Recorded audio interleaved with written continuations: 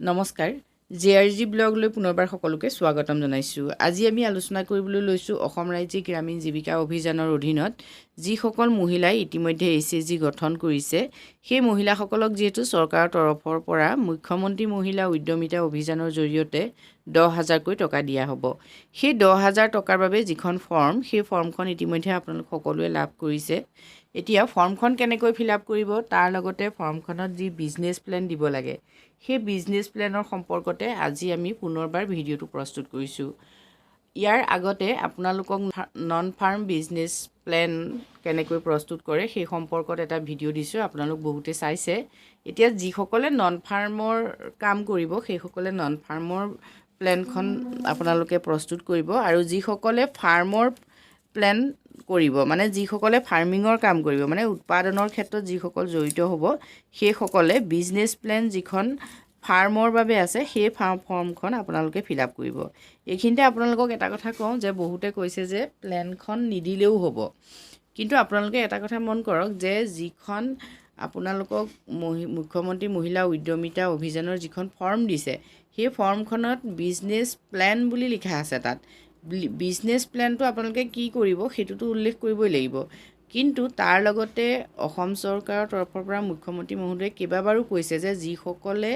ইতিমধ্যে বিজনেছ কৰি আছে সেইসকলকহে এই 10,000 টকাটো দিয়া হ'ব। গতিকে বিজনেছ কৰি আছেনে নাই সেই কথাটো আপোনালোকে কেনেকৈ দেখুৱাব, সেই কথাটো দেখুৱাবলৈ কাৰণেইতো আপোনালোকক বিজনেছ প্লেন লাগিব। গতিকে আপোনালোকে বিজনেছ প্লেনটো বনাই দিব লাগিব আৰু বহুতত ইতিমধ্যে বিজনেছ প্লেনটো দিয়া হৈছে, বহুতে বিজনেছ প্লেন ইতিমধ্যে ফিল আপো কৰিছে, কিন্তু বহুতে কৈছে যে ফৰ্মৰ লগত বিজনেছ প্লেন দিব নালাগে, কিন্তু আপোনালোকে বিজনেছ প্লেনখন দিব লাগিব। এতিয়া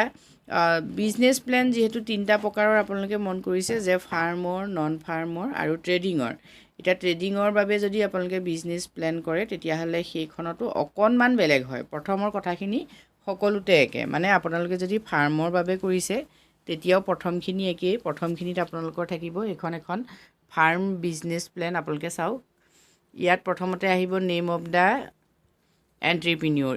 এছএজি মেম্বাৰৰ প্ৰথমতে ইয়াত নাম থাকিব। নেক্সট আহিলে এছএজি MIS কোড, এছএজিৰ যিটো MIS কোড সেইটো আপোনালোকে ভৰাব লাগিব। এতিয়া এই MIS কোডটো লৈও যথেষ্টখিনি খেলি মেলি সৃষ্টি হৈ আছে। আপোনালোকক বিশেষকৈ MIS কোডটো দিব পাৰিব VO বা CRP সকলে, মানে বিশেষকৈ জীৱিকা সখীসকলে, যিসকলে লোকছত কাম কৰিছিলে সেই লোকছত নতুনকৈ যিটো এছএজিৰ কোড আছে সেই কোডটো আপোনালোকে ইয়াত ভৰাব লাগিব। আৰু নেক্সট আহিলে কাৰেণ্ট ইকনমিক এক্টিভিটি, মানে বৰ্তমান অৱস্থাত আপোনালোকে কি কৰি আছে। যিহেতু বিজনেছ প্লেনটোত প্ৰথম এই কথাটোৱে ইয়াত দিয়া আছে। আপোনালোকে চাওক কাৰেণ্ট ইকনমিক এক্টিভিটি মানে আপুনি কি কৰি আছে। এতিয়া আপুনি যদি প্ৰডাকশ্যনৰ লগত জড়িত বোলে আপুনি ধান খেতি কৰে তেতিয়াহ'লে আপুনি ইয়াত লিখিব লাগিব যে আপোনালোকে ধান খেতি কৰি আছে। নাৰ্চাৰী কৰিছে তেতিয়াহ'লে আপোনালোকে ইয়াত নাৰ্চাৰী বুলি লিখিব লাগিব। ঠিক তেনেকৈ যিটো আপোনালোকে কাম কৰিছে সেইটো কথাই প্ৰথমতে উল্লেখ কৰক। তাৰপিছত কাৰেণ্ট ইনকাম, এতিয়া আপোনালোকে যিটো ব্যৱসায় কৰি আছে সেই ব্যৱসায়টোৰ পৰা আপোনাৰ আয় কিমান সেইটো আপুনি উল্লেখ কৰিব লাগিব। Name of the business which is being plan to start expand, এতিয়া আপোনাৰ ব্যৱসায়টো আপুনি বহল কৰিব খুজিছে। গতিকে কোনটো ব্যৱসায় আপুনি বহল কৰিব খুজিছে, মানে আপুনি যিটো কৰি আছে সেই ব্যৱসায়টোকে আপুনি আৰু ভালকৈ কৰিব খুজিছে সেই কথাটো আপুনি ইয়াত উল্লেখ কৰক। যদি আপুনি বোলে নাৰ্চাৰীকে আৰু ভালকৈ কৰিব খুজিছে তেতিয়াহ'লে আপুনি নাৰ্চাৰী বুলি ইয়াত লিখিব পাৰে।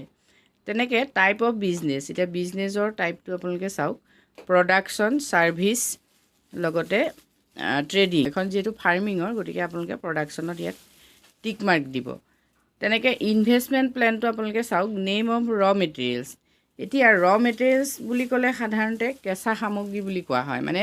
যিখিনি দ্ৰব্য সামগ্ৰীৰ জৰিয়তে আপুনি উৎপাদন কৰিব পাৰিব, মানে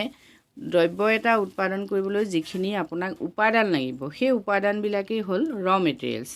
এতিয়া ৰ মেটেৰিয়েলছ আপুনি কি কি গোটাব, যদি আপুনি উৎপাদন কৰিব খুজিছে ধান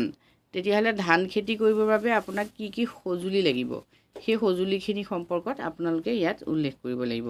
ৰ মেটেৰিয়েলছ বুলি ক'লে বিশেষকৈ যিখিনি আপোনাৰ বীজ, এতিয়া কিমানখিনি আপোনাক বীজ লাগিব, কিমান মাটি আপোনাৰ, সেই কথাখিনি ইয়াত আপুনি ষ্টেপ বাই ষ্টেপ উল্লেখ কৰিব লাগিব। বীজৰ লগতে আপোনাক লাগিব যিহেতু সাৰ লাগিব, সাৰৰ কথা আপুনি ইয়াত উল্লেখ কৰিব পাৰে। কিমান ইউনিট এতিয়া চাওক বীজ বুলি ক'লে আপোনাৰ ইউনিট প্ৰাইচ মানে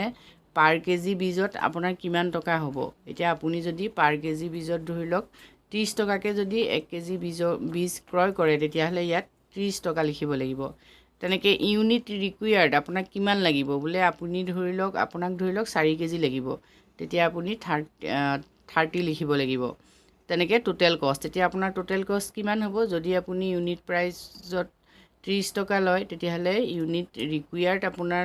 যদি 4 কেজি হয় তেতিয়া টোটেল কষ্ট হ'ব 120 কেজি 30 × 4 গতিকে আপোনালোকে এনেকৈ পইচাটো হিচাপটো ইয়াত দেখুৱাই দিব লাগিব এতিয়া আপোনালোকে হিচাপটো এনেকৈ কৰিব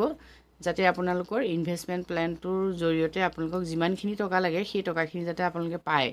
এতিয়া নেক্সট তেনেকৈ আপোনালোকক সাৰ লাগে ধৰি লওক সাৰ আপোনালোকে কিমান ব্যৱহাৰ কৰিব যিমান সাৰ ব্যৱহাৰ কৰিব তাৰ ইউনিট প্ৰাইচ মানে প্ৰতি কেজি দাম কিমান সেইটো লিখিব লগতে ইউনিট ৰিকুৱাৰ্ড কিমান সাৰ আপোনাক প্ৰয়োজন হ'ব সেইটো লিখিব সাৰত আপোনাৰ কিমান খৰচ হ'ব সেইখিনি আপোনালোকে টোটেল কষ্টত ভৰাব লাগিব তেনেকৈ আপোনালোকে ইয়াত হাল বোৱাৰ কথাও লিখিব পাৰে যিহেতু আপোনালোকৰ ইনভেষ্টমেণ্ট প্লেনটো প্ৰস্তুত কৰোঁতে আপোনালোকে ধৰি লওক নিজে হাল নেবায় যেনিবা আপোনালোকে ট্ৰেক্টৰ ইউজ কৰিব এতিয়া ট্ৰেক্টৰ আপোনালোকে কেইবাৰ ইউজ কৰিব লাগিব কিমান টাইমছ ইউজ কৰিব সেই কথাটো আপোনালোকে ইয়াত ভৰাব পাৰে এতিয়া ধৰি লওক পাৰ ডে যদি ট্ৰেক্টৰ আপোনালোকে ইউজ কৰিলে 1000কৈ লয় মই এইখিনি আপোনালোকক এটা উদাহৰণহে কৈছোঁ কিমান হয় আপোনালোকে সেইটো নিজে ফিল্ডত গৈ ইনভেষ্টিগেশ্যন কৰি ল'ব লাগিব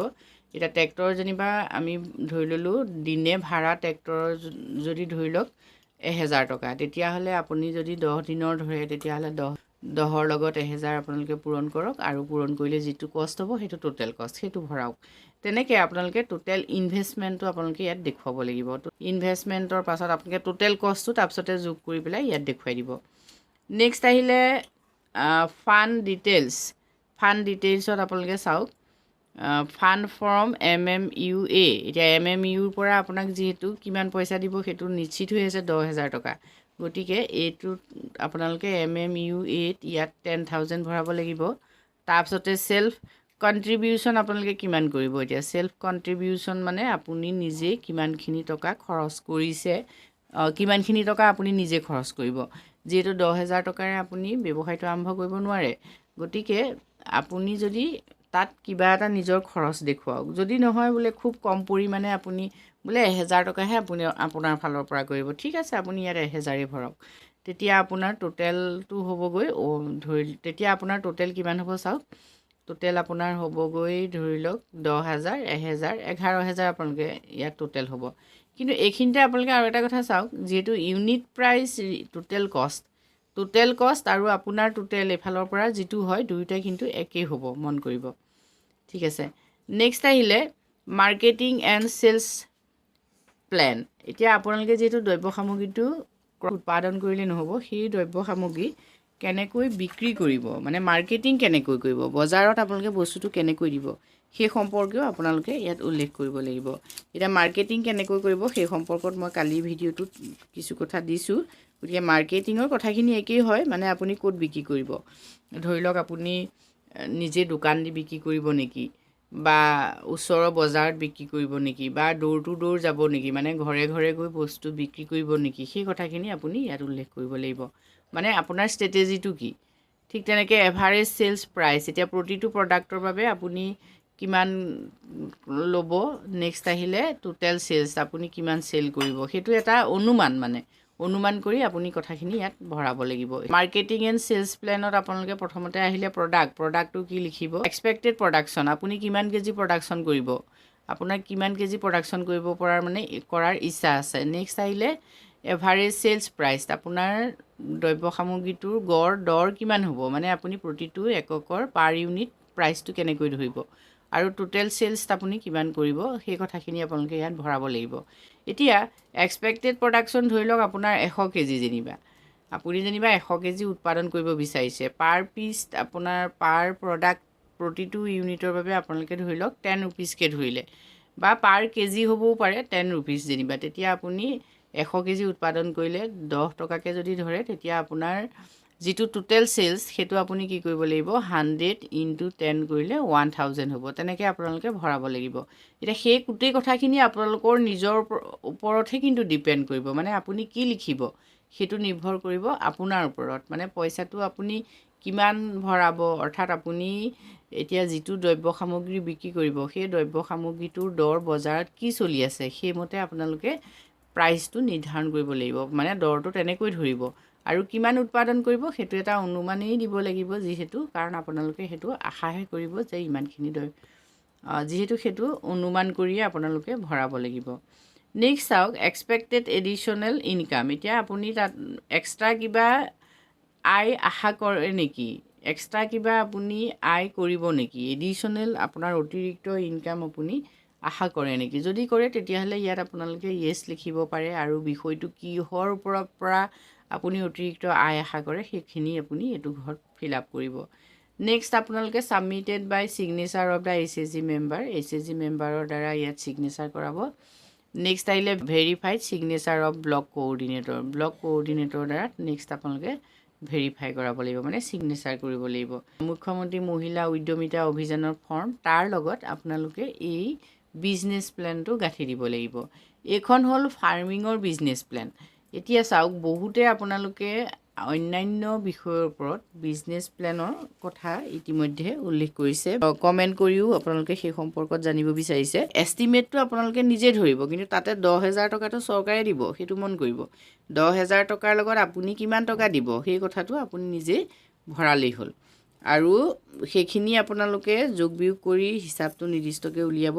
লগতে যিটো কাম কৰিছে সেই কামটো কৰিবলৈ আপোনাক কি আহিলা লাগিব মানে কি বস্তু লাগিব কিমান খৰচ হ'ব সেইটো আপুনি নিজে উলিয়াই ল'ব পাৰিব যিহেতু আপুনি যেতিয়া ব্যৱসায় এটা কৰিবলৈ যাব তেতিয়া সেই ব্যৱসায়টোৰ ওপৰত আপোনাৰ নিশ্চয় জ্ঞান থাকিব লাগিব